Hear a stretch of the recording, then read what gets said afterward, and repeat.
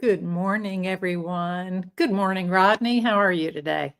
Good morning, Nina. How you doing? And everyone, welcome to the chat session here on the This Way Network. And today, as we all know, there's a lot of discussion going on all throughout America, around the world, about uh, the young man, Charlie Kirk. Uh, and sadly, everybody's in the conversation, and we're trying to get to the bottom of things, so to speak. Mhm, And mhm.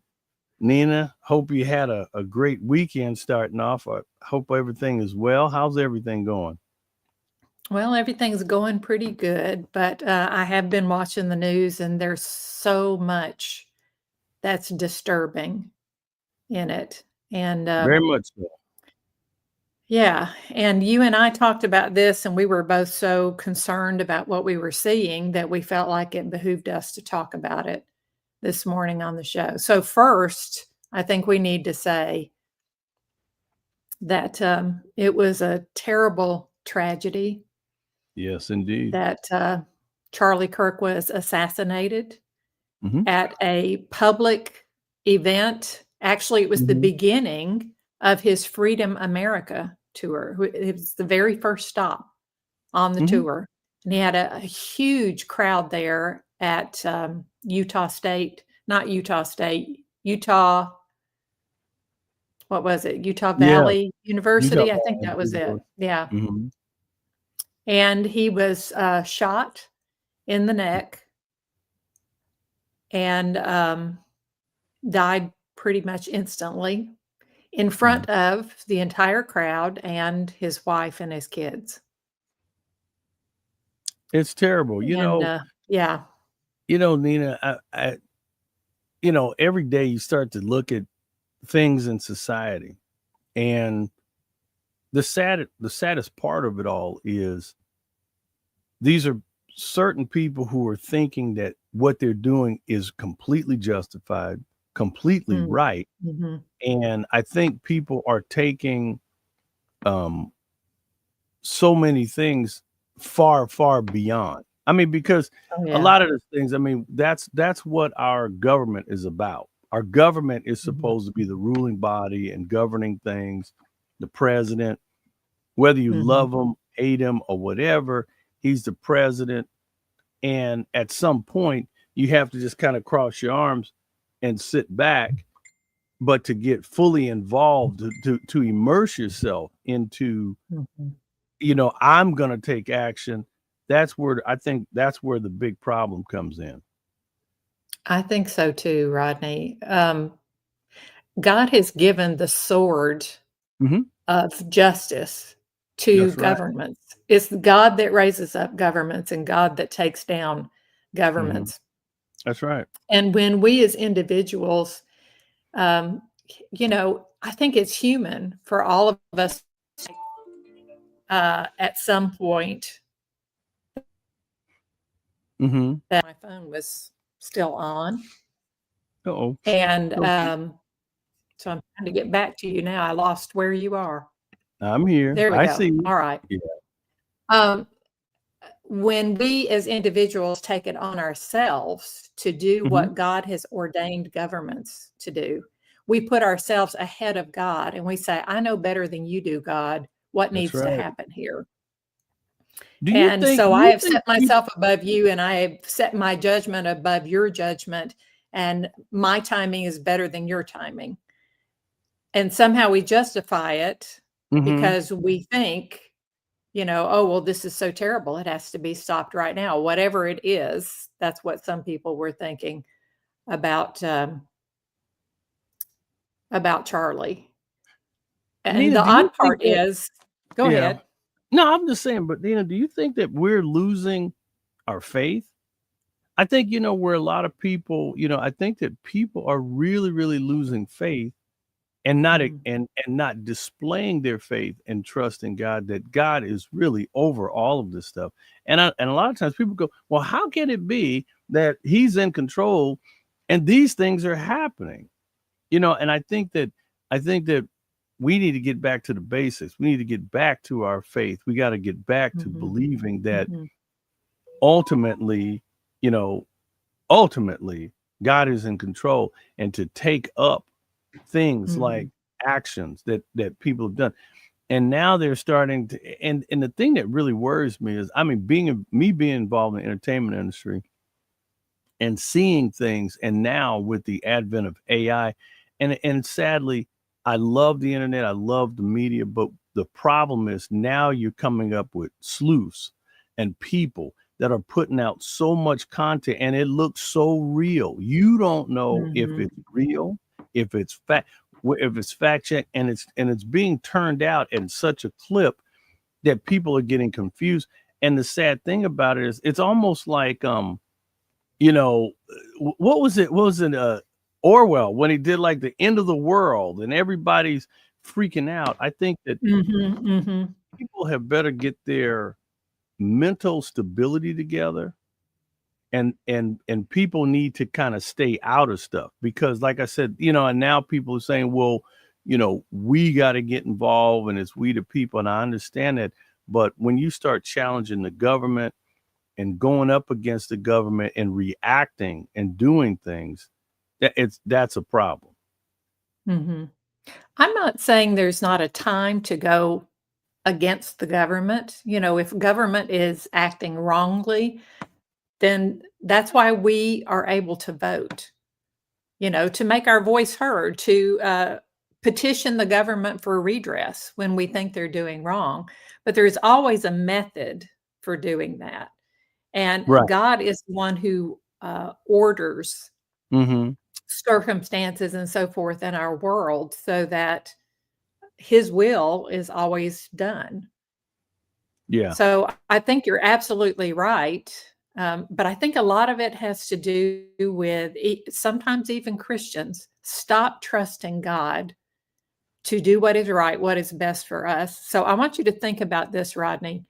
If Mm-hmm. you and I were standing at the foot of the cross as Jesus Mm-hmm. was being crucified, would we think, if we were living in that day, not knowing what we know today, if we were living in that day, would we look at what was happening and we would say, this is God's will? Yeah, I understand what you're You saying, know? but We I always wouldn't. We would think that's horrible. God, you have to stop that. We Mhm. we thought he was of you and now he's being killed and this is wrong. And like Peter, one of us would have taken up a sword and cut off somebody's ear to stop it from happening. I've always said my thoughts were, I always err to, what has this man done? You see what I mean? What has Mhm, this man mhm, true, or woman? What have, when I look at society, I look and I'm like, well, what has this person done mhm, to warrant all of this? And I mean, and you see that reaction. You got people out here who are literally taking up arms, and they mhm, are literally taking things in their own hands. And I'm thinking, like, my goodness, where, mhm, and as we know, as believers, we know that as time marches on, more and more and more, there will be days like this where, um, you know, the Bible speaks of people calling, you know, wrong right and right wrong. That's a serious thing. And I think that we're starting to see the effects of it. And it's mhm. obvious that people are starting to, even in the Bible says, even the very elect will be, um, will be led astray. And Yes, so, and that yes. is scary. Were not the time shortened, God says. That's Even the right. very elect would be led astray. And That's what right. he's saying with the time being shortened there is that he is coming back. That's right. He's coming back, and, when he does, there will Mhm. be an end to time. Mhm. Good morning, Elvira. Yeah. We're so glad Y y'all are here. Thank you for yeah. joining us. Yep, yep, So, yep. I but the thing I was getting at when I was talking about if we were standing at the foot of the cross, there is no Mhm. doubt that we would look at that and we would say to ourselves, "This is all wrong." And yet the Mhm. Bible tells us that he was slain from the foundation of the world. It was Mhm. always in God's plan that this would Right. happen and he would That's do right. this. So Mhm. we, in our limited understanding, would have Mhm. felt like it was a mistake, and like Peter, we would have thought, "I have to do something about this," That's but we right. would have been wrong. That's We right. would have been very wrong. We So, have a okay, I'm sorry. We had yeah, no, I go we ahead. had a comment that came in, Kenneth Small. It said, when I was young, I told my mom that even murders, I think that what they were doing, that they were doing the right thing. And she avoided the subject and looked at me like I was crazy. And so Mhm, it's you know, you know, parents and young people and families are having this discussion. And now it's almost like you want to zip it, and I've told a lot of people I kind of keep my personal opinion to myself because everyone is at 50-50. You see what I'm saying? mhm, mhm, No matter what you say, no matter what you do, somebody's not going to like it. And that's in politics, mhm, that's in life. And so I think the best thing that we really need to do is actually pray. I mean, really, really pray. And not just pray and just stand there. I'm talking about act. Take that prayer and put it in action and believe it, mhm, and put it to mhm, use, because I think that there's a lot of people who say they believe, and the question is, are what they're doing, is it real? You know. mhm, mhm. And then Because and our go ahead. yeah, our actions do, betray, if you will, Mhm. what we're really thinking. That's right. So, and I think that's part of what's happening right now, because that's the other side of this story. There's the story of what happened to Charlie and Mhm. the life he lived and how it was cut short and, Yeah. what we're missing now. But the other part of the story is the Mhm. reaction to it and the two diametrically, Opposing. opposite, Yeah. yeah, opposing reactions to this story. And I don't think Mhm. I've ever seen a time in America when I've seen so much vitriol and hate Mhm. coming out about the death of an American That's in right. our country. Anyone, even if you disagreed with them, you know? I've never seen anything like this before. I do feel like Mhm. that, there's an evil Oh, yeah. that celebrates someone's death. Mhm. And I think that evil is being exposed. I think God is bringing it to the surface. And Yeah. you know I what Kenneth said right there? Mhm. Mhm. I do think that most, and I wouldn't say that murderers think they're doing the right thing. Maybe the Mhm. guy who shot Charlie thought he was doing the right thing. There are a lot of murderers who have other ways of justifying what they're doing. They justify it because they say, "Well, I was hurting, and therefore I deserve to have my pain assuaged somehow, and this is the only way I knew to do it." School shooters, Yeah. taking out others with them. There are some, believe it or not, there are people who kill other people out of boredom because they Yeah. want something exciting to happen. So, Well, see in their that own that mind, I that's mean, justified because they think they're mhm. God, Mhm. and what I need or what I think I need is more important than anyone else here. Nita, do you think that we are lacking a serious revival? Because I think when Yes. you have that type of stuff going on in people's heads, and I remember back in the day as a kid growing up, I remember the revivals that would go through cities and things, and it seemed like Mhm, it refreshed people's understanding of how to deal with one another, and it gave mhm, people time to sit there and reflect and to think, and these preachers that were out in the communities all around the nation, where are the revivals?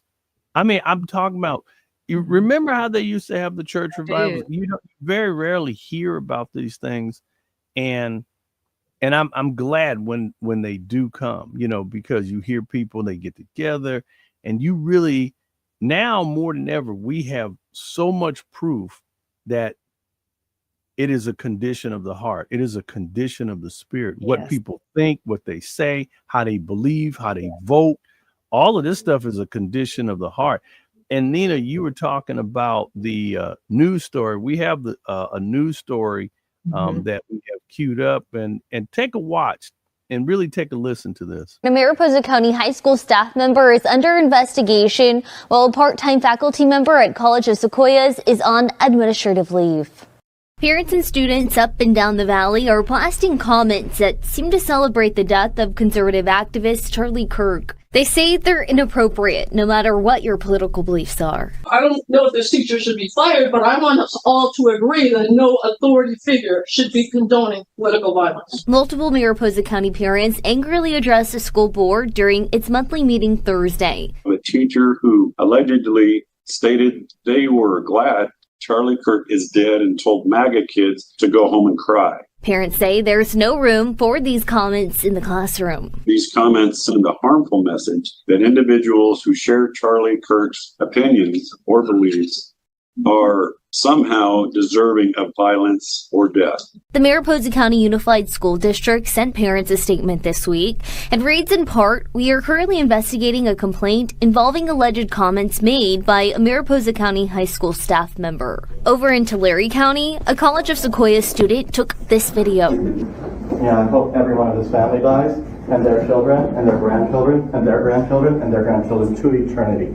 The student, who wants to remain anonymous, says prior to pulling out her phone, the teacher told the biology class that he watched the assassination of Kirk on loop for an hour. I just was very disgusted. I couldn't even stay in the class. I walked out and I was just brought to tears because as someone that watched the video and saw how terrible it was, it just made me so uncomfortable to see that someone could say something like that. She says this isn't the first time he shared his political view in class. The College of Sequoia sent us a statement saying the part-time faculty member was placed on administrative leave and a full-time employee has taken over the course. The school districts are going to have to take a look at the contract and see if the contract was violated in some way. Fresno-based legal analyst David Mugridge says whether these educators can be fired depends on multiple factors. If their contracts don't outline what they can or can't say in an educational setting, he says the school could relieve a teacher for disrupting the classroom. But he says there's little defense for encouraging violence. For me as a teacher to go into a classroom and suggest that somebody deserved to die and his family should likewise die all the way down to his dogs in his 10th generation, that's inciting violence. And I don't think any contract would protect somebody from saying that. And of course, we'll follow this situation and see if those lead to any terminations. Reporting live in studio, I'm Hannah Gonzalez, CBS 47 Eyewitness News. It's pretty chilling, isn't it? Well, I think that it's crazy that I think that they really need to start looking at teachers as well, because they're supposed to be teaching. Your opinion about, it's funny. There are teachers who are, removing facts out of teaching and teaching in a direction that the way that they feel that should be taught, and leaving out critical information that is across the board. And I think that that's a problem. And I think that teachers are very special, especially here in Los Angeles. Los Angeles Unified School District is the second largest school district in the country. They service over 650,000 children. But I also have heard from colleagues of mine who are teachers in the LA Unified School District, and most of the problems are behavioral. Because, and now, it's strange because the generation right now, are my age, that are the parents. And I think the generation before, like your generation, Nina, parents taught kids, hey, you go to school, you respect your teacher, you keep your mouth shut. And nowadays, the kids coming in the classroom feel emboldened and weaponized against the teachers. If the teachers are saying, hey, you need to be quiet. Oh, you hurt, you singled me out. And now it's a problem that teachers have a problem controlling their classrooms.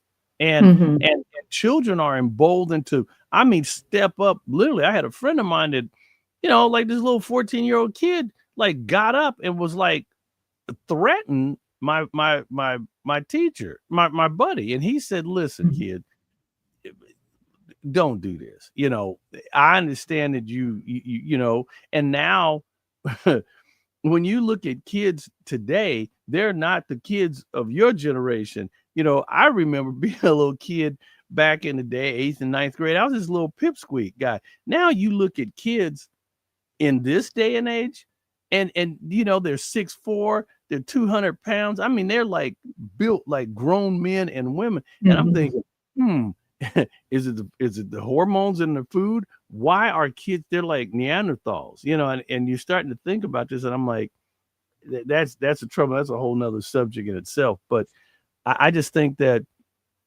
what do you think about that, Nina? Because seriously, young people nowadays are, you know, they feel that, and they know all they have to do is make up a story. There have been teachers accused and said, "Oh, he touched me," and I mean, it's a huge process. When you get accused of something like that, you get pulled out of the classroom.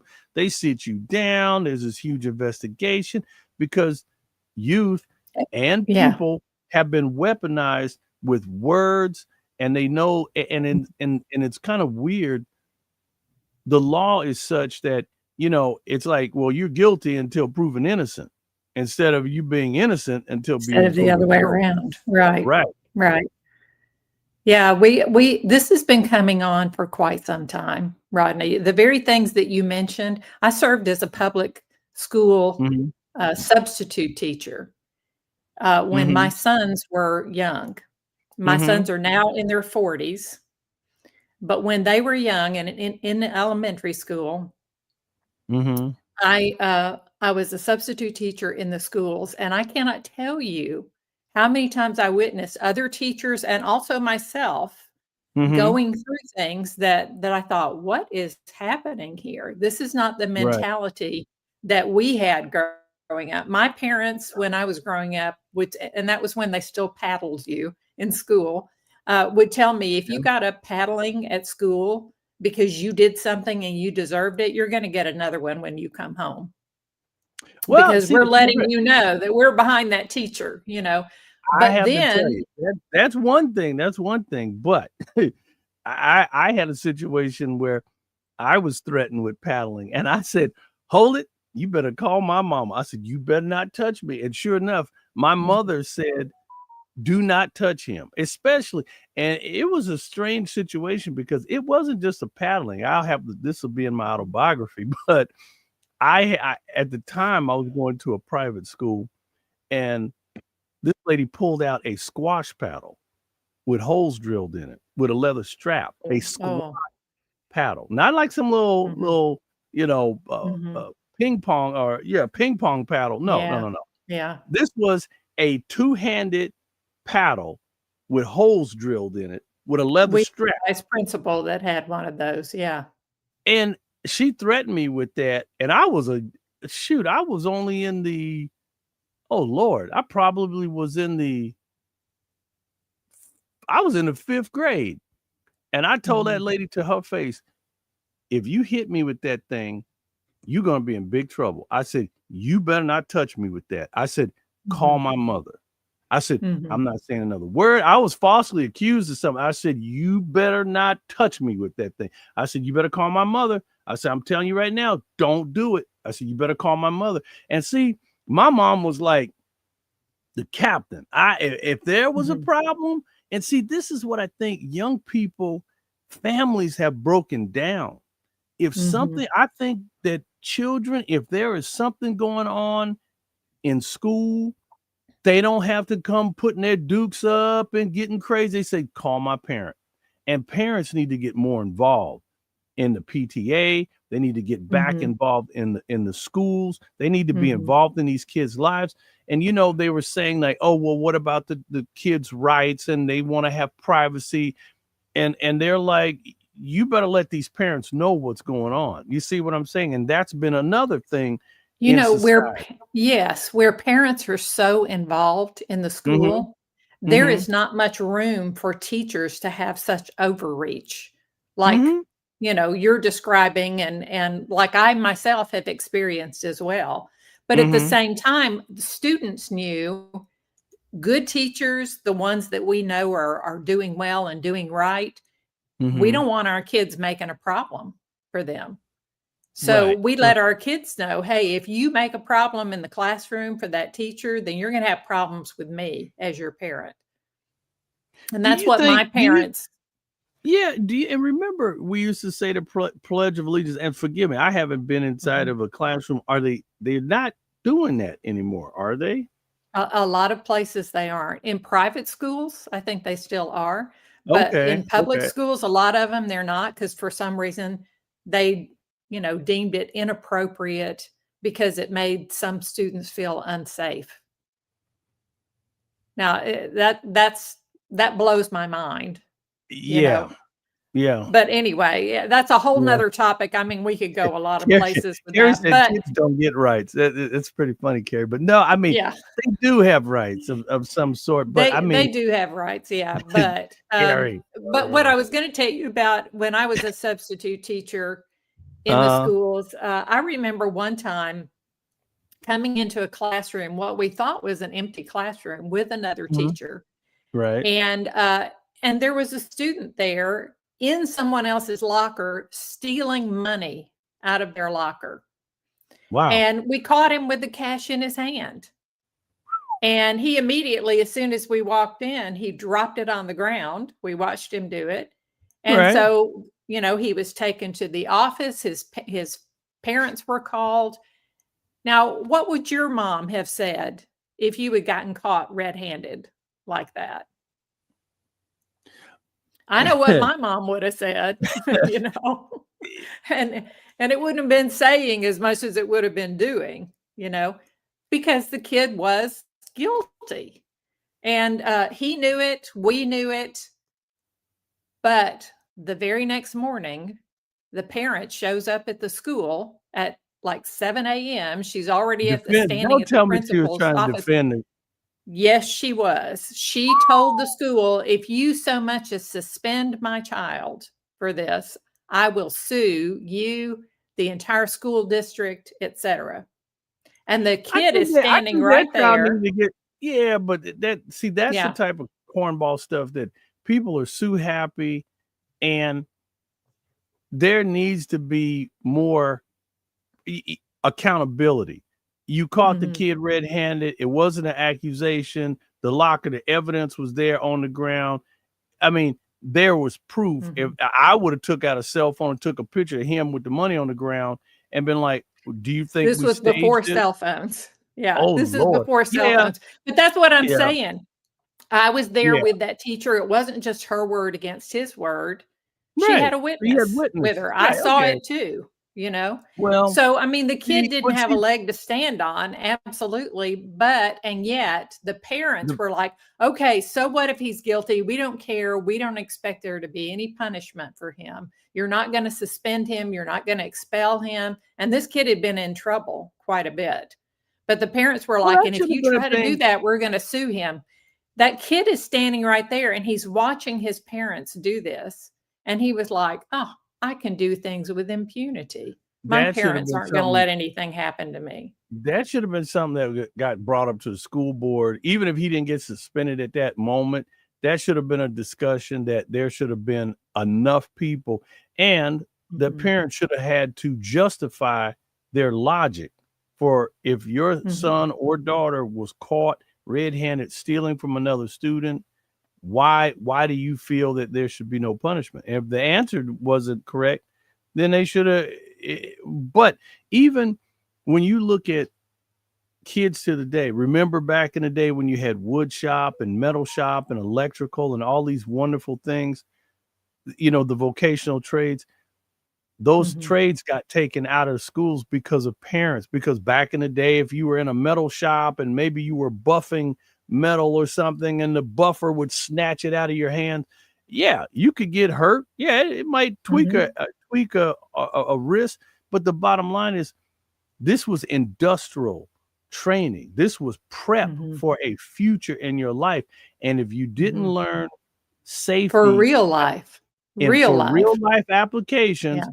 you could get hurt. But so many parents were, people got so crazy. And now young people don't have these opportunities, and we have a very defunct set of young people who do not have traditional skills for life.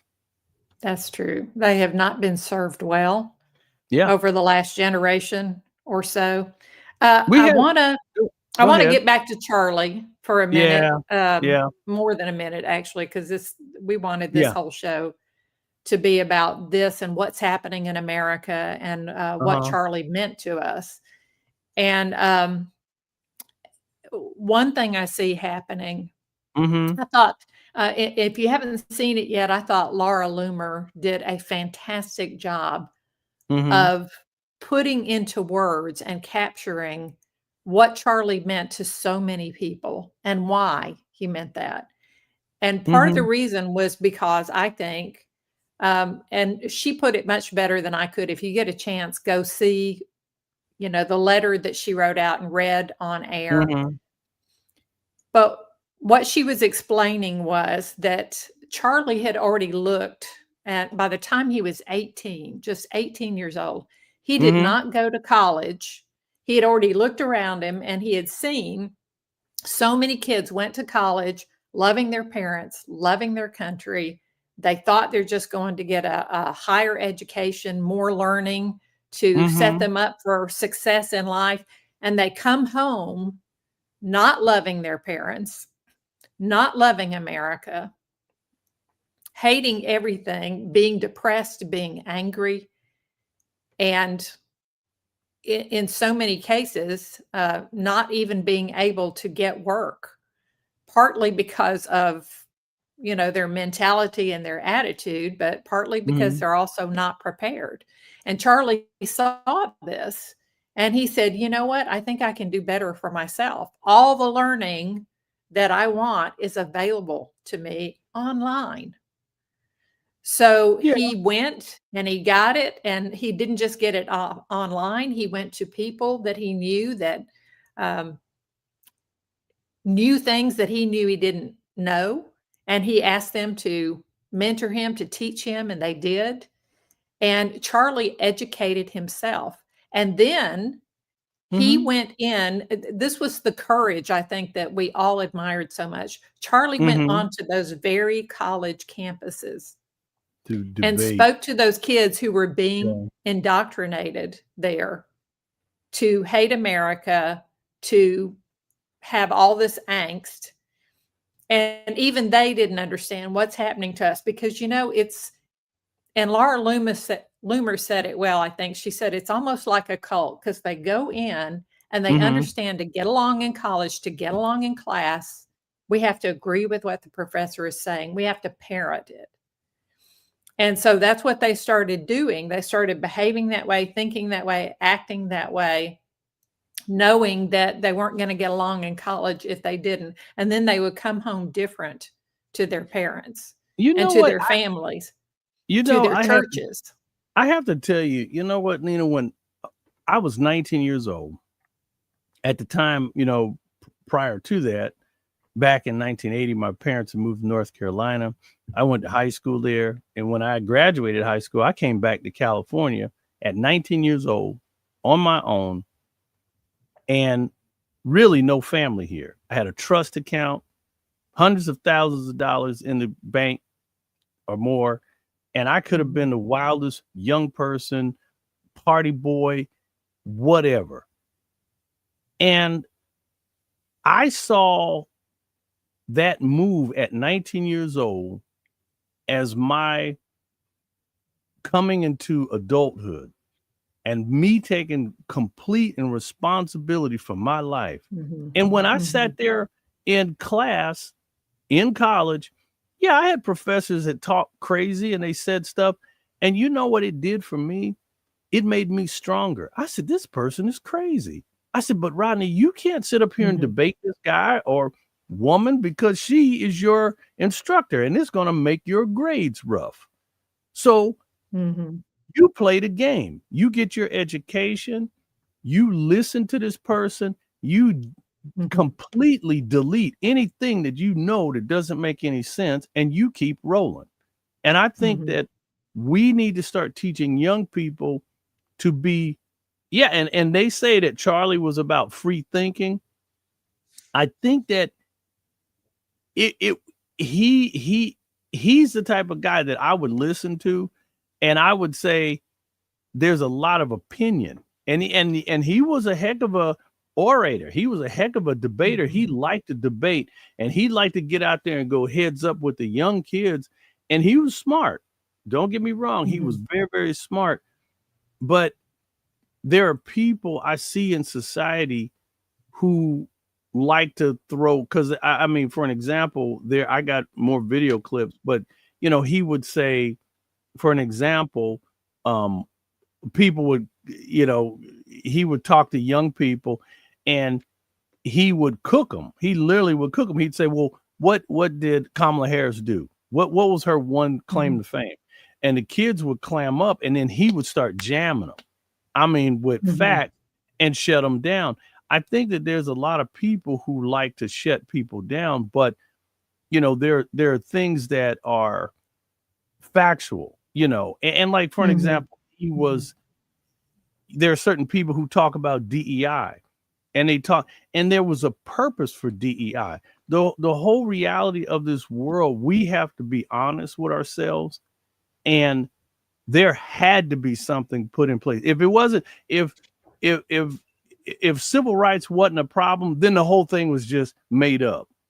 No, civil rights, the whole civil rights movement was built because there had to be real truth, real facts. There was real discrimination, real things that were happening to people, injustice. And I think people just say, well, we don't want to talk about that. And we don't want to pretend that didn't happen. Oh, yes, it did. Oh, yes, it did. Yeah, and it's never always this or always that across the board. Everything you've described, everything I've described didn't happen in every school. But it happened what I was talking about happened in enough schools that parents started noticing, and other people started noticing, and people started questioning, why are we even sending our kids to college? Is there another way? So, but hold on, Nina. But you know what I found out? When you are in college, that is a preparation for life. Well, honestly, I got it. When I was sitting in school listening to this person, I said, Rodney, when you get into the job market, you're going to have to deal with people like this. How are you going to deal with people who have a completely opposite opinion about what you understand and believe? How do you deal with them? So I think that we're losing that ability to let people really break down the facts and say this person, like, for an example, if a person came from a Black historical college, or they came from a very powerful family, and the father was really about trying to build up the kids about, hey, you have self-worth. Do you know that there was a Black man that was actually that created the light bulb, and he just could not take the credit for it. There are so many stories about this type of stuff. If more young African American kids were just exposed to the inventions that African Americans had made, it would change they would stand up stronger. They would realize their self-worth.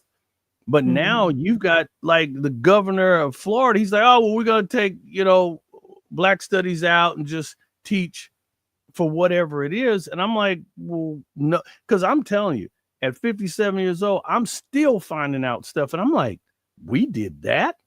We created what? And I'm like, and I'm thinking, how come nobody told me? And then it gets back to, well, people say, well, you should have studied. I'm like, I didn't even know this information was out there. You see what I'm saying? And I'm thinking, yeah, so how do you know? If you don't know it's there, you don't know to look for it.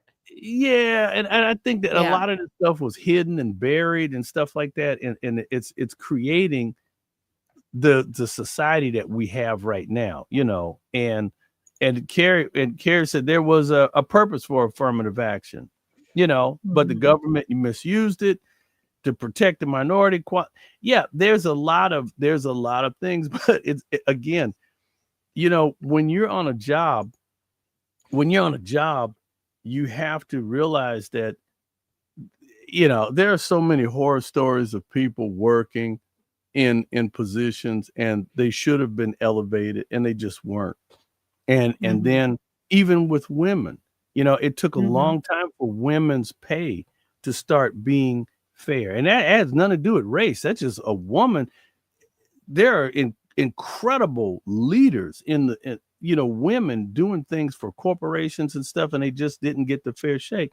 And now we're starting to see women really earn what they deserve, and other minorities and everything else. But there's always this, it's not the real pushback that you see. It's the stuff behind closed doors. That's the problem. Right.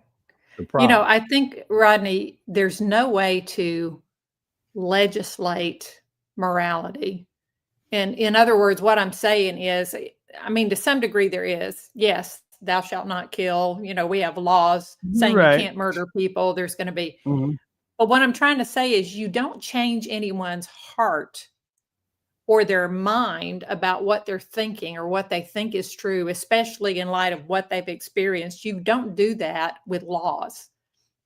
You're not going to get other people thinking differently. What gets them thinking differently is that they have these experiences in life with other people that have them saying, oh, wait a minute, I thought it was this way, but now I'm seeing maybe it's not, because this person is showing me that. And that's basically what Charlie was doing across those campuses, because he comes to the campus, and one of the things that was thrown at him very often was, well, you didn't even go to college. You don't have an education. He was like, actually, I do have an education.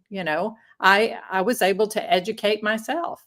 And he said, such that I can sit here on the college campus and I cannot feel threatened by anything that you're going to tell me, and if I think you're right, I'm going to change my opinion and agree with you. And if I think you're not right, I'm going to tell you why I'm keeping my opinion. And here's my facts behind it. And there were many who came to the microphone because that's what he had up on the, on the tent around him. Prove me wrong. Prove me wrong. He asked the people who disagreed with him to move to the front of the line for that open microphone. And then they would come and he would say, he would greet them, and then he would put the mic down and let them speak. Yeah. And let them, he was very proper. go ahead. He was very proper with that. And it's sad that a person lost their life, and but everybody is still overwhelmed, because now they're saying that there's flags at half mast around the nation, and people are saying, but what about all of the other great patriots and people? And that's creating another debate. They're saying, yes, he was a great young man. He did, he was trying to enlighten people in various ways, but there are people who feel wronged that other people of higher stature were not honored when they passed away. You see what I'm saying? It's kind of it's creating. We got another clip. Well, let's. And you were talking about Charlie. Here's another clip. So we need to be very clear that you're not going to get gun deaths to zero. It will not happen. Right. You can significantly reduce them through having more fathers in the home, by having more armed guards in front of schools.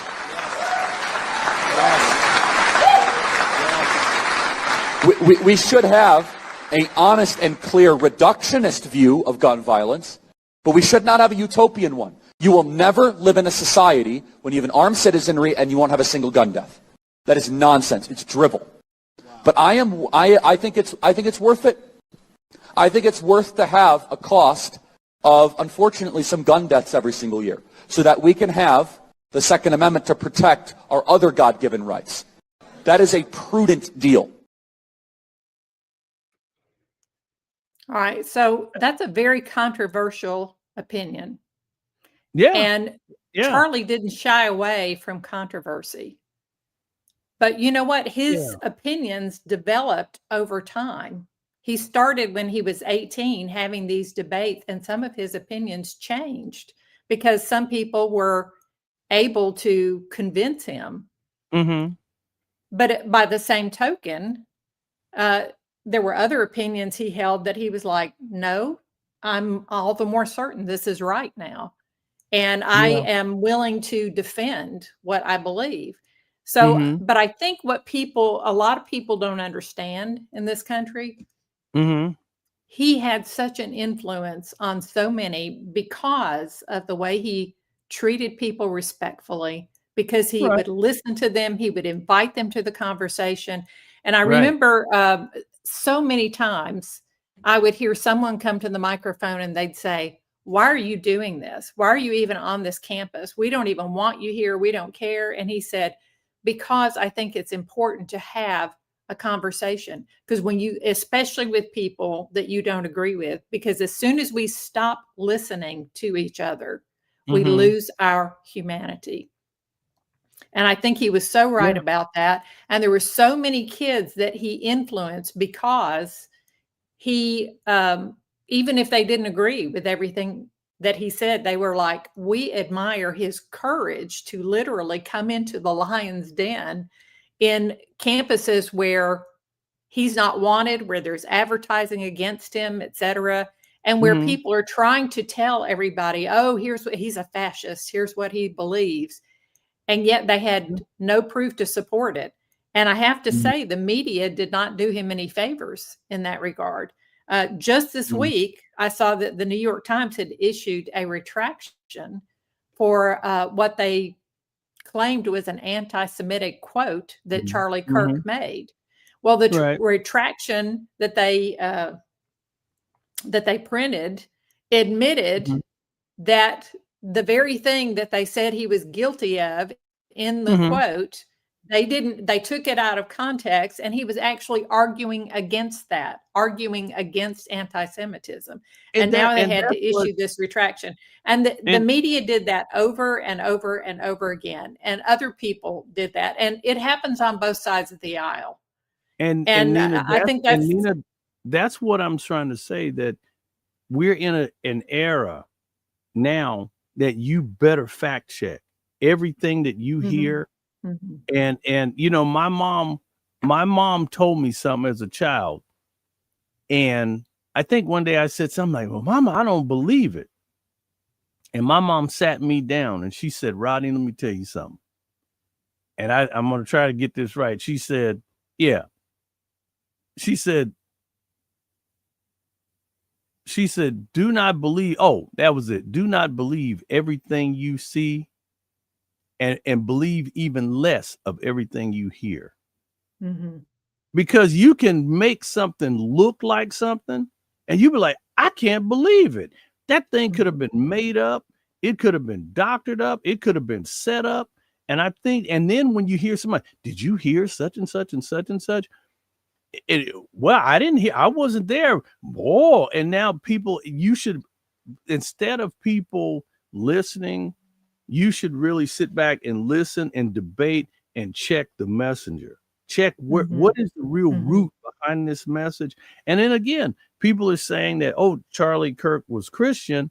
And then there are some people who said, well, was his ways really, you know, he always said, well, he was a believer, but he based his ideologies on facts. That's what he said, because they would debate him and they said, are you basing it on Christian, on the Bible? And he said, no, I'm basing it on facts.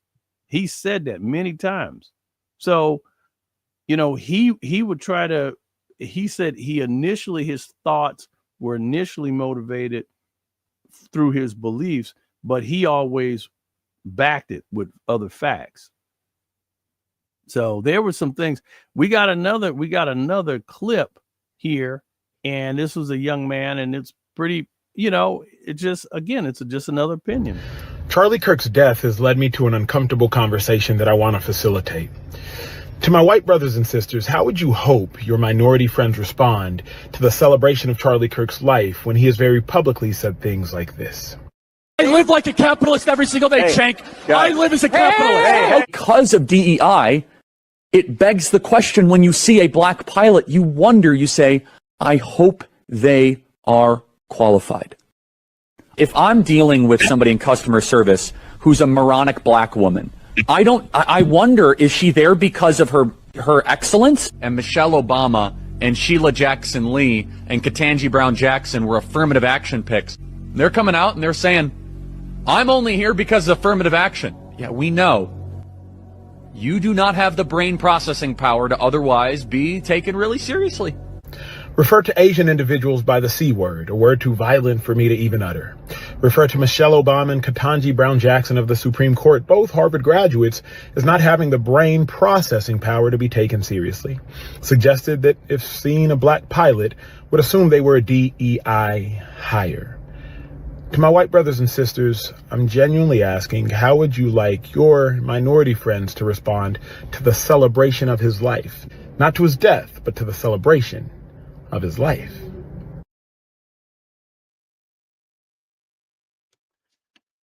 And see, those are the type of things that, I mean, I understand that, as you said, he developed and he modified his approach about how he was explaining things. But like, for an example, I actually know, matter of fact, and I'm going to bring him on the show. He was one of the first African-American pilots for American Airlines. He flew for 44 years. And he literally, he was a pilot, came out of the military. I think he came out of the military and became a pilot. And, people question people just by the color of their skin. And that's a problem. People, they look at a black pilot when they get on a plane and get nervous. And I'm like, well, what are you nervous about? And I'm like, and see, these are the things that I think that is a condition of the spirit. That is a condition of the heart. I would agree with you on that. But I also want to point out something else. Mm-hmm. That young man misquoted what we just heard Charlie say. Mm-hmm. Right. Charlie said, you get on a plane and because of DEI, not because they're black, because of DEI, you end up hoping that they really are qualified. That's what DEI. That doesn't make any sense, because even if you were a person that got into a program through DEI and you had to learn how to fly, you're going to have to learn how to fly, whether you got in through DEI or not. You still going to have to learn how to fly the plane. I don't care if they made DEI free for everybody. If they said, Rodney, here's a DEI program, you are now a pilot, I could go sit in the cockpit for the next 6 weeks. I would never know how to even start the thing up. You see what I'm talking about? People I'm not saying they don't learn. No, I'm not saying they don't learn anything. Okay. And I'm not saying that. Yeah, I'm not saying that either. Right. But here's what I am saying. When, because in the educational system, and I've been seeing this for years, slowly over time, they have been dumbing things down, which I think is an insult to the people they're trying to include. They've been dumbing it down so that they can include other minority groups that they felt like were disadvantaged. And I'm like, well, why are you dumbing it down? Are you saying they're not smart enough? That's not true. Let me tell you something. Every challenge I've had in life, from life experiences, learning production, video editing, audio editing, you got to learn it. I don't know. I'm with you there. With you there. But I will say, I have seen plenty of times where people got put into a position or promoted we all knew kids in school who were socially promoted every school year and came out of school not knowing how to read, not really knowing how to read. I think that was a problem with the internals, because that should not have been, because if that child was not tested and was not advancing properly, there's no way in the world that that child should have been able to advance to the next grade. And that's And a I'm problem. with you. Yes, and I'm with you on that. And I'm saying the same thing Mm-hmm. about the whole DEI system. It is part of that whole thing where we're going to say, we're going to go back and we want to, you know, we want to leave no child left behind, and we want to make sure they all get promoted so that they can succeed. So even the ones who didn't score well, we're just going to promote them anyway. Okay, here's an example. This is fact what I know. I'm involved with a group, and a lot of times, like for an example, this is a pure example, and this is a fact. You have underserved communities, predominantly Black, Latino, whatever, even and poor whites in this federally government housing. And what would happen is they would say, oh my goodness, the summertime comes in, the kids are not getting any kind of extracurricular, they're not getting anything, they're just getting in trouble. And so they started looking around for people to come into these HUD communities. And a lot of times they were not reflective of the community itself. So a lot of times you would have, and this is just fact, they would be a group of educators and they would come into a predominantly minority community, underserved, poor, problems, violence, drugs, bad parents, a lot of stuff going on in these HUD communities. And they bring a white group in and they say, hi kids, today we're going to teach you about this stuff. And the kids are like, who are you? Where are you coming from? And I remind you, that organization was paid millions of dollars to come into these HUD communities and were not reflective of that community. And the kids had behavioral problems.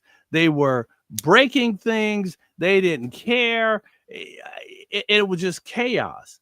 And eventually, these white, very well-meaning organizations that were coming into the minority community to really teach and help them and help bring the community up, they would just say, oh my goodness, the kids, it's just too much. We just, the behavioral problems, they're breaking the equipment, they're not listening. We just can't. And guess what? What would happen is they would say, okay, you tried. And that organization would leave with millions of dollars. And they would take that education to more of the suburbs. And that's why so many youth within these HUD communities, they don't get exposure to science, math, technology, engineering, the arts, math. And so these are big problems. It was proven that the federal government for over 25 years had just bypassed those communities, and they took programs out into the inner cities, and kids that already had exposure to science, math, technology, engineering, the arts and math, they just got heaped more exposure, and they grew, leaving all of the minorities in the dust. And so the purpose of DEI was because they realized that there was serious injustice and serious things that just wasn't going on across the board. And again, I get what you're saying, Rodney, but I still believe that what we saw with DEI was it ended up suggesting to whole groups of people, to Asians, to the Black community, to Latinos, you are disadvantaged, you are victims, therefore you need help. They didn't say that. In some cases, they were victims. Honestly, in some cases, they were victimized. They were. I mean, see, this is the thing. We have to be truthful. in a utopia society that everybody loves everybody and everybody gives everybody the benefit of the doubt and everybody will hire somebody and give. That is why I was a speaker at the Inland Empire Housing Conference. They told the housing authority spoke of real investigations. A lot of times, true story. A man, single, he had a good job. He was a single dad. He just needed an apartment. And he went into this apartment to get a place. And for whatever reason, that land, oh, and he had a HUD voucher. The father had a HUD voucher that would help pay and augment some of his rent. And the lady did not want to receive his HUD voucher. And he was like, but I have a voucher. And I'm doing the best I can to take care of my wife. His wife died. That's why he had a son. And he says, I'm working. Me and my wife would, we had two incomes, but my wife died. I'm struggling a little bit, but I'm still hanging in. I have this HUD voucher. And the lady was like, I don't want HUD people. I don't want people on vouchers in my building. And she discriminated against him. So when he went back to HUD and said, I had the voucher, I had enough money to fill the gap, my income matched up, why didn't I get the place? And HUD said, the housing authority said, it seems like you were discriminated against. You know what they did? They sent a white guy in, back to that same apartment with the same exact financial credentials. And guess what? She took his voucher. She took the voucher, and guess what? That was a $25,000 fine. It got nasty on that apartment owner and fines and everything else. See, discrimination is real. And people have to really be honest about that discrimination is real across the board. And until we can have a condition of the heart and have a God-centered understanding about our fellow man, Black, white, Mexican, Asian, whatever. And again, I'm completely in agreement with sealing the borders and things like that. We got a lot. I mean, there's a lot of things that people agree on, but how it gets instituted, that's the problem. And again, I do agree with you that Yeah. discrimination is real. Mm-hmm. I mean, I live in the South. I've seen it, Yeah. But I've also seen, and I've heard a lot of people say who are coming from the North that it's even worse there. So I'm like, wow, that's kind of mind blowing. But let me say this. Mm-hmm. You can be discriminated against for the color of your skin. You can be discriminated against because of your gender, because of your age, because somebody, find some other reason they don't like the neighborhood that you came from or the state you came from. They don't like the way you talk. There are scads of reasons, and everyone goes through a measure of discrimination. No one should be going through any discrimination for things that don't make any sense, that you can't do anything about anyway. So, but to suggest to people that because you've been discriminated against here, therefore you are a victim and you will stay a victim and therefore you need help in this regard. Right. I don't think serves people well. And I think it doesn't serve them well because everyone has the opportunity to say, okay, if I'm a victim in this regard, and there's nothing I can do about that, then what can I do to change my life and make things better for myself? That doesn't involve that over there. Or if it does involve that over there, how am I going to win that over? Because I'm not going to win it over by pushing and fighting back against them. And I don't mean, I think it's justified for there to be lawsuits and that sort of thing. But when we fight back against people in a manner that suggests we think they are terrible and we judge them too, Yeah. All we do is make them double down in their beliefs that they're right to discriminate against us. Nina, So, I'm just trying to get it. But the sad thing is, like, and God rest his soul, my pop passed away. And the thing is, one thing he said to me that I'll never forget. I can be 120 years old. I'll never forget my dad saying this. Just out of just one example, love him or hate him, when President Obama was elected, and I asked my dad, I said, Dad, did you ever think that there would be a black president? And my dad looked at me straight in my face and said, not in my lifetime. mhm. And that burned in my mind. I was like, why? Why? My dad was so confident that there would never be a black president. And I was, and that really hurt my heart to think, really? And my dad was pretty, my dad was an intelligent guy, but to hear him say something like that troubled me. It really troubled me. And again, and like I said, I just don't know. I think that He I think that, understood what the situation of the world was and how deep the discrimination was. And he right. didn't think that he would see it improve to that point in his lifetime. And I'm so glad he was wrong about that. Yeah, But I will but say this. I yeah. will say this. Yeah. When Obama was elected, I Mm-hmm. thought to myself, I am very grateful that we finally moved to the place where people will not be looking at the color of skin when they elect someone. Yeah. Yeah. Yeah. But it bothered me when Obama Mm-hmm. got in office, Mm-hmm. and then he started actually fomenting Mm-hmm.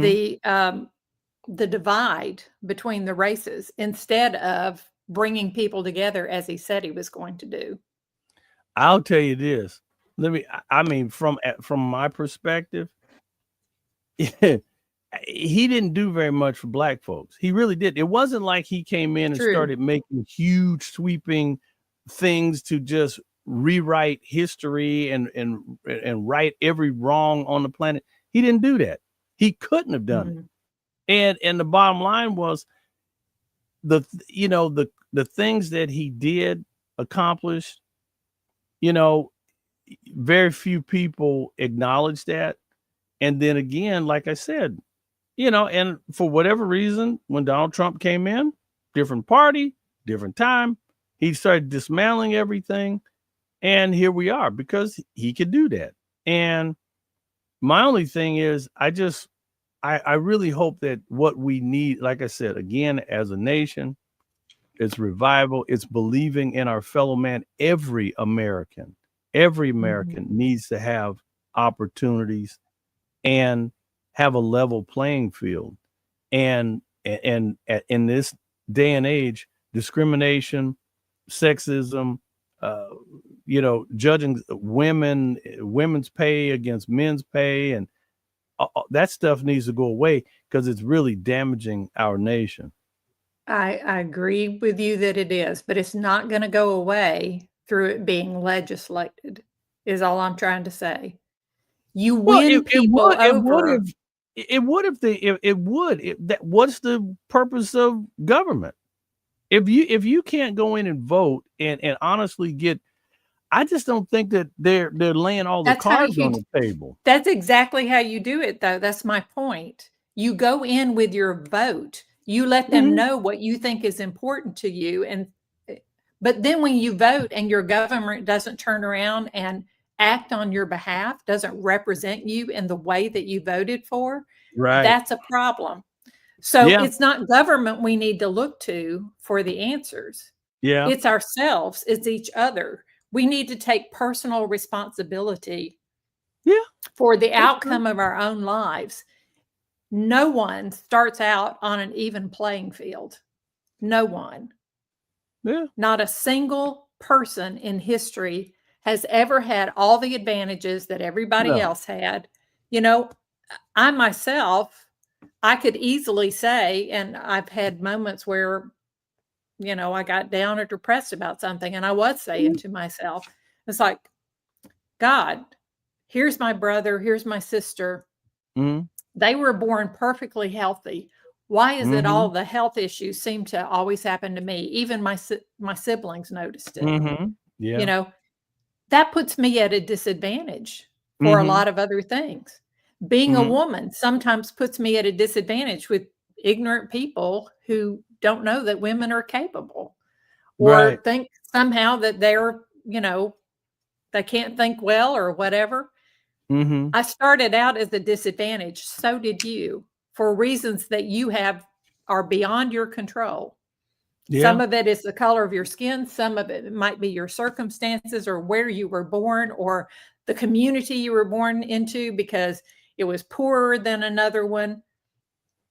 I'm sure Yeah. the people in living in the slums in Calcutta are like, well, I wasn't born into a good circumstance. But we're all going to stay stuck and stay victims as long as we keep thinking of ourselves as victims and waiting for someone else to come and rescue us. We've Yeah. No, got to be I don't thinking, think no, the there is a rescuing. God. Yeah. No, I don't there think it's the there is a rescuing God. part. Right. Right. Right. I don't think it's the rescuing part that is the issue. I think that when you are given a a bad set of cards, and then you got the system stacked against you, and then they say, well, but you get work your way out of that. And like, for an example, there were, I mean, as we dig into real facts and we dig into real truth, it's just like what happened in Tulsa. There was a thriving Black community. There were societies, there were communities where Black people were trying to do their part, and people said, we don't want you here, leave, get out. And they did. They went and set up their own little town. They built their own economic system, churches and hospitals and bars and Mhm. everything, and industries, and were And doing then it very got burned well. down by jealous And then, people. and then folks just went in Yeah. there and burned. Do you know that setback? And not only just in Tulsa, Oklahoma, that mess happened all over the United States. Those setbacks are 2 and 3 generations setback. When you lose property, I know people who said they own property and people came in and said, get out. And guess what? Took their property, took their land, took their farms, and set a whole 2 generations back. Hundreds of millions of dollars. And then again, people, you hear people all the time say, oh, reparations. I've told people within my community, do not be expecting any type of reparation. It will never happen. I don't ever believe that would happen. Now I'm like my dad, not in my lifetime. The reality of it is, now we have to use our education, skills, grit, determination to make up for all of the loss, everything that was wrongfully stolen. Because as far as the wrong that has happened across the board to so many different people, if you're still living and breathing, you better keep pushing forward. Worrying about what happened, trying to figure out what you're going to get back from, you'll waste a half a lifetime or 3/4 of your life fighting something that will be legislated against you and so many other things. But I Nina, get what you're saying, but I would also point out, as mm-hmm, Thomas Sowell has written about, you know who mm-hmm, Thomas Sowell is? I remember the name. So, Yeah.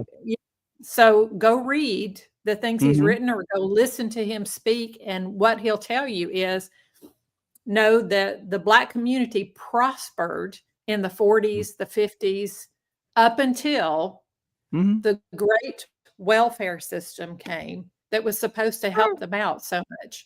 And Right. that's when the real decline and the real slide came in the wealth and the prosperity of the Black community. And it's Yeah. still There, happening. And that's there's when so the families started being destroyed. Yeah, but So see, there's a lot of stuff when you start breaking this thing down. It's just like, even in certain situations, there were things that were built in place to destroy the family. And like, even like if you're in a, if you're on some form of a welfare, they say that you can't have a man in the house if you're not married to that person or whatever. See, but that's you my can't point. It wasn't be in the house. intended to destroy the family. This is part of the unintended consequences Mhm.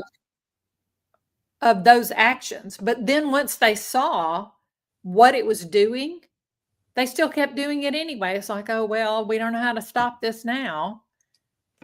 So that's Yeah. all I'm saying is we need to be looking realistically at what's Mhm. going on right now. We need to be looking at our own lives, taking responsibility for our own lives and saying, okay, Yeah. if everything is stacked against me, regardless of the reasons why, what can I do to overcome this? And when you start taking steps to do that, you find that there are people who are watching and who are saying, let me come alongside you and pull you up and help you because I see that you Mhm. are determined to succeed and I want to be a part of that. That's true. There are some people who will step up and help. Now, but one last clip before we get ready to rock and roll. There was something else that was seen. And again, don't take this for a fact. This is something that is out there. I don't know if it's AI generated, but people are talking about things. I saw something the other day. They had a suspect, a guy that was with dark sunglasses and was running around, and the young man who was arrested does not appear to be the same person that was in the Charlie Kirk shooting. And I'm sitting there going, they had images of this person, and I'm thinking, like, because the guy that they arrested, his ears were smaller than the other guy, and I'm thinking, like, we have to be, and I think that what our federal government needs to do is really crack down on deep fakes and stuff like that. There should be now. If I think President Trump should do something, he should make it a law. If you are found to be out deep faking and putting stuff out intentionally to cause disruption and to start people, now that's a problem, because there's one final clip. Don't know if this thing is real, but this is pretty telling of what is out here on the internet.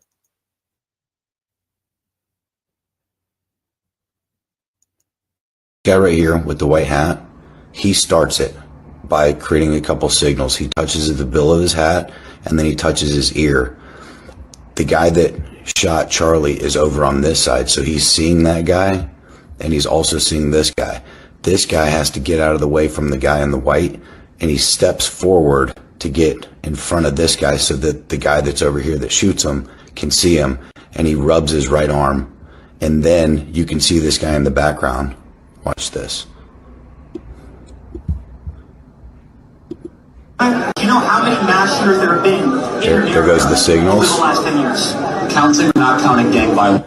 All right. This is where I really want you to pay attention. Do you see how this guy right here? He moved in front of that guy. He's actually leaning forward right here, and he's touching his arm so that this guy right here in the white shirt, you can see he's holding the gun right there. Watch this. This is terrifying, guys. If I go frame by frame, watch this. So if I back up a little bit, the moment the guy in black moved his arm out, watch what happens. When the arm comes out right here, watch what happens to this guy.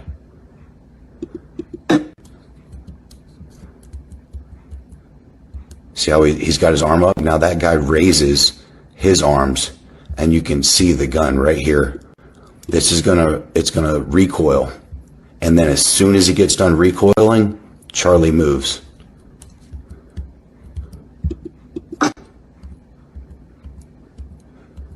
Here it comes.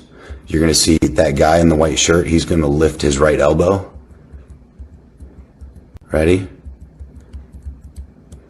Right here. He lifts his elbow. He's holding a gun. And watch what happens. He shoots it. His hand goes right back into place. And then Charlie gets hit. Watch this. Raise his elbow. Boom. Look at that. Watch the gun shoot right now, and watch Charlie get hit right now. Oh my God. Look at it. It's clear as day. The guy in the black shirt shows that guy in the white shirt in the background his arm. The guy puts his gun up, puts his elbow up, pop, bang. Look at that.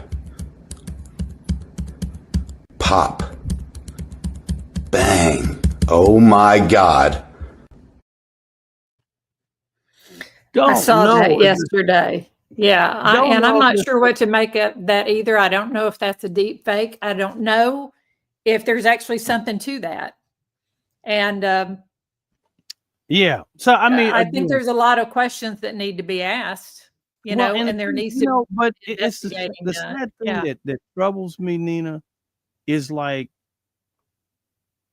why in the world would it take 45, 50 years for the Kennedy assassination stuff to come out? Why would the government sit on it? Why would it be sealed? Why? Why? And that's I think that is the problem.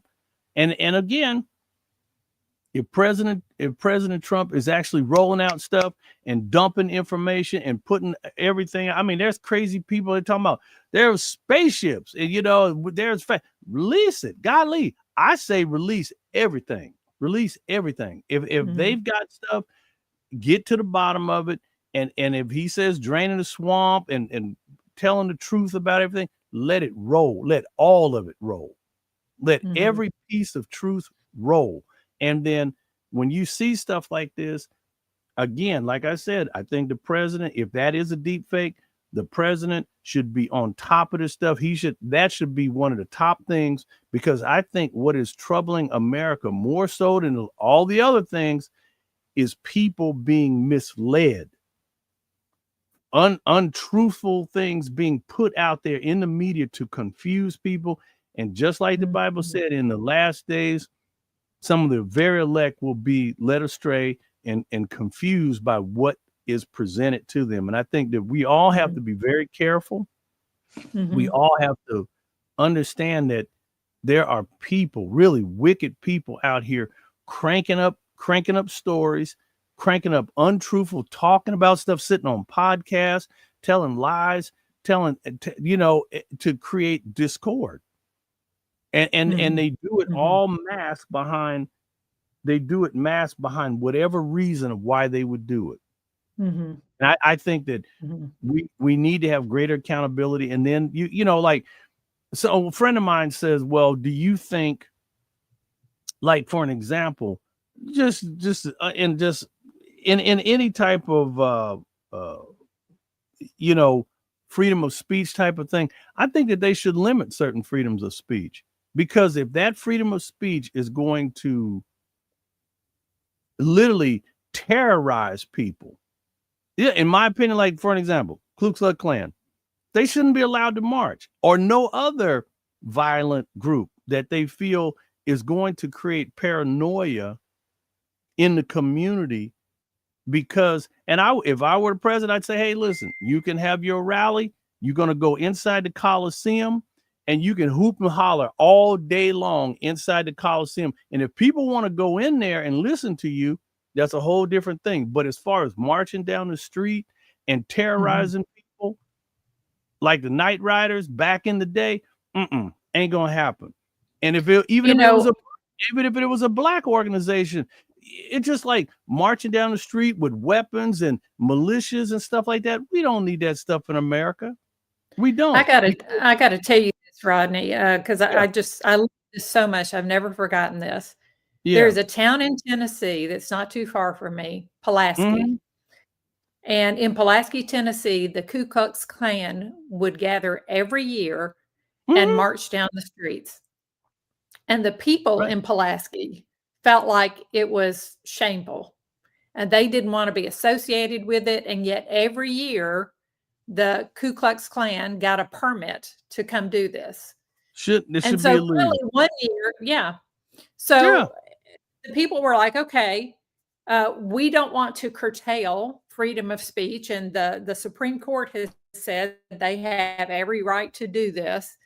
So Right. they fought it a different way, which I thought was brilliant. They said, okay, what day are you coming for your rally? Because they always had to book it well in advance, and they said, Mhm. okay. On that day, every shop in town closed down. That don't mean Every nothing. shop in town. No, That don't it does mean mean nothing. something. No, let me tell you what happened. Let me tell you Okay. what happened because they did that. They Oh, the said, shop owners got mad. yeah, the shop owner said, we're all going to close down because we're not going to be open to serve all these people coming in to do this rally. They won't be able to get anything to eat. They won't be able to get gas. They won't have a place to stay because we're all closing our businesses. Okay. That, in just a couple of years, is what ended the Ku Klux Klan rallies in Pulaski, Tennessee. Yeah, that's amazing. It was brilliant. It was It was brilliant. brilliant, but let me tell you something. That was brilliant, People did but not wait for government to they didn't step wait for in government. and say, no, you can't do this. They Right. said, no, this is our community. We're going to police ourselves. And if we can't figure out a way to stop them from doing this, we're just going to let them know that they're not welcome here. And this is how we're going to do it. And I thought it was brilliant. That I was wish more brilliant. communities did that. That was brilliant. That was brilliant. I have to give it Mhm. to him. But the thing about this is what I'm telling you, the damage is done because the fact of that just and now see the thing about that is it's a different day and age because very very rarely do you see these type of these open displays of stuff like that. Now it goes behind closed doors, and and so that's even more dangerous because if you don't know your enemy, you can look around and your enemy could be standing right next to you and you just don't know. And you're being an honest person and you're talking to people. All these things are very powerful, but it's so unnecessary. And it's not to throw any rocks at them. Any organization that would cause hysteria and fear and trepidation, and I have to say, there's I don't know of any other organization that has caused more fear and trepidation within minority communities than them. And I just think that that's the type of stuff that, and I didn't say that they can't have freedom of speech. They can have all freedom of speech inside a sealed coliseum. Put 150,000 people in there if you can. But I think it'd be wonderful if they couldn't find any venue who would actually accept them. But I guarantee you there will be plenty of venues that would accept them and accept that money, and they may or may not. But the point is, what I'm trying to say is the number one thing is putting that stuff on the street. Because let me tell you something, because I lived in North Carolina too, and thank God I never saw anything like that. But you talk about that's a terrifying thing. And see, that's the problem. People don't understand the trauma that stuff. Matter of fact, I've heard stories from my dad and my grandmother. And when they told me stories about stuff from back in the day, and I said, really? And they were like, oh yeah, that was real. And when you hear people tell about people missing and people being hung, and I'm just like, oh my God, it's just, but the whole point is, and I think you just touched on why this is so traumatic for so many people who listen to and follow Charlie. So, but let's look at MT Comer's, pardon me. What did he say? Comment. He said, I would watch only if you explain the subject better for me to know whether it is of interest to me. For example, don't just say, don't take the lure, add what the lure is, maybe next time. So here's what we failed to mention. Yes. The don't take the lure is this. Rodney and I sat here and did not agree about some things. Yeah. Well, but Rodney is not the enemy. And I am right. not Rodney's enemy. And that's what we want you to understand. Don't take the lure that some people are trying to tell you that Mhm. every person who disagrees with you is actually your enemy. Right. It is not true. You will end up in the same place as that evil that we were talking about in the beginning that we both could agree on. It is Yeah. not anything except evil to think it is justified for you because you don't agree with someone or you don't like their speech or whatever to go out and shoot them. No, that's just And crazy. yes, Crazy. and to celebrate such Right. Now is that's also evil. and that Yeah, is some and we and can that agree is with that. So yeah, don't we take the want lure. Don't right. take the lure that if because that's what a lot of Christians, I'm sorry to Right. say, are doing. They were so angry about Charlie's death, they just wanted to turn around and give back the same that they got. That's what the Yeah. enemy wants you to do. That's what the devil is trying to foment in That's our right. society. So That's right. don't take that lure. Amen. Amen. Well, Nina, great show. I have to tell you, Yeah. I'm just like, woo wee. But again, you know, we got get back to the real truth of the matter is we need revival, and we need people to really pray and not just sit around praying, but to act, to take that prayer and put it in action, live it Mhm. out, and to treat our fellow man with respect and to be able and base it on the scriptures, because I haven't read any scripture that told me how to go out and take advantage of somebody, kill somebody, or anything else. So Mhm. I'm going to stick with the scripture, and I completely, just turn a deaf ear to anything that somebody's talking about. And I really, and Carrie says, what did Carrie say? Carrie said, disagree. Not Not many, many. I only, had said many are doing that. She said only a few are like that. I wish yeah. that were true, but I can't. Mhm. And I'm not saying that I'm sure many of them don't claim to be Christians, but all I know is Yeah. there is a site that has Yeah. decided to collect all of Mhm. these comments and so forth on social media that people are making celebrating the Oh death yeah, of that's Charlie terrible. Kirk.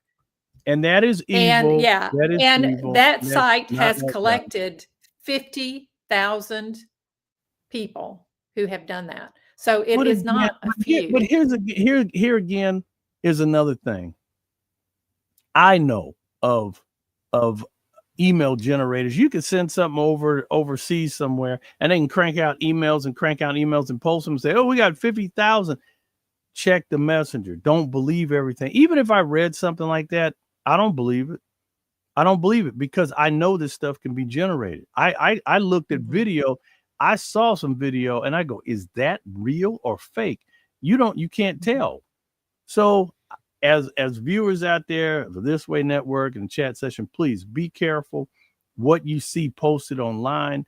Do not believe everything that you see. Do not panic. When people start talking, please check the messenger, check the facts before you react. Because see, this is the type of stuff, Nina, that get people in trouble. They could put something out here online and rile people up, and now they go out and react and do something. And case in point, And that's my prime point. example, Don't prime take that example, lure. prime example, what happened at the Capitol. Why them people crawl up on the Capitol and went in there was wrong. And let me tell you something. I don't care what nobody tells me. If there was 10,000 black people said we're going to the Capitol, I would have been like, going to the Capitol for what? We're going to storm the Capitol. I'm like, oh no, you don't. I'm not going. I'm like, in a federal building. You're going to do what? I'm like, how did anybody in their right mind feel justified to that's like going and kicking the front, storming the White House. That's who in their right mind would ever crawl up on a building like that, bust a window out and go. You're gonna go to jail. I was so horrified thinking about seeing the downfall of America, because if that type of stuff, if we get that type of mentality, well, we don't like the government, we don't like the president, we don't like this, we're going to do this. Complete nonsense. And I would agree with that. There were a lot of people in that group that thought they were going to stand around the steps of the Capitol and peacefully protest or peacefully make their opinion known. But see, that was and that was a psychological mob mentality that got loose. And then when people started pouring in, that's just downright ignorance. Because I'm trying to tell you, even if I was standing there, even if I was standing in that crowd and I watched them people, I'm like, are them people seriously going to bust them windows out and go in there? And I agree with you. Anyone who damaged property, who broke in, who any violence at all, I'm not for that. All I'm saying is you can't lump the whole group together, because there were a lot of people who went thinking, oh, we're just going to go over to the Capitol, we're going to stand on the steps, and we're going to pray, and we're going to make our our wishes known to our government just by being there. Yeah, but there were people in that. Yeah, there were people in that group. There were a whole lot of people that went in there. There were, but there were a lot of people whose testimony is, you know what? We came up to the Capitol steps. We saw a door open. We saw police standing inside the door, and some of them were waving us in. And so we came in and all they did was walk around, and then they went back out. Yeah. So all I'm saying is there may have been a lot of ignorant people in that group who didn't know what was going on. Sure but was. You can't lump everybody together. There were people there who were there to do harm, to do damage, and to create an incident that would make, that would turn public opinion. That was what it was for. I just believe that I just believe that there would have been a different. I just think that there would have been a different reaction if I've had this discussion with a lot of people, and I'm just having to be honest. If that would have been a mob of black people going into the White House or going into that Capitol, they would have shot them off the wall. There would have been open live rounds fired at them people. There would have been no chance for that to happen. There would have been no chance. That would have never happened. And how that happened, I just it's sad to think that there's that big of a difference between reality. But I hope and pray that we never ever have anything like that ever happen in our nation again. Because I was really saddened when I saw that. Had nothing to do with the race of the people. I was like, our nation is under attack. Who are these people? Who would be so bold and crazy to attack the Capitol? And I was like, we are in deep, deep trouble. Yeah. Deep trouble. Anybody, I don't care what is in the news. I don't care what anybody's talking about. I will never be motivated to go out and attack power utility companies. I'm like, see that, I don't know. I just think that common sense is not so common anymore. And again, we need to get back to God-centered, Christian-based logic. And there ain't nothing in the Bible that would tell somebody to go crawl up on a Capitol and go in there. And for all of the Congress people, they say that they were horrified. If you and now you're actually seeing this same type of mentality that where Congress people and senators are being shot and harmed and stalked by people. They need to do something about that, because now the political structure is under attack. And there was, I forgot the nice lady's name who was shot, the senator or something like that, and she was attacked. We have to get back to the basics, and I think that it's a big problem. It's a big problem.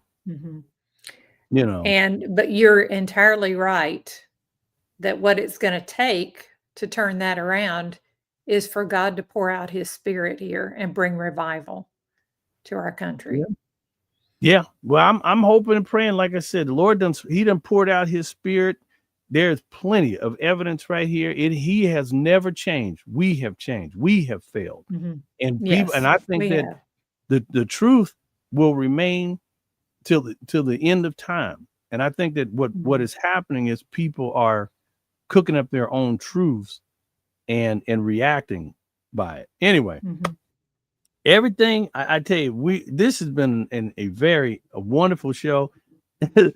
Yeah, Nina, a lot longer than usual. Yeah, a lot longer than usual, folks, but it's time to go. And I really hope that, we, again, to Charlie Kirk's family, may God bless them, his wife, his kids. It's sad that, and may the Lord help them through this terrible time. And may our nation learn, and may the people out there understand that's not the way. That's not the way. Amen. Yep. And y'all be of good courage. Yeah. God is with us. Yes. And we aren't alone. Bye, everybody. Have a great week, everybody. See you next time right here on the This Way Network.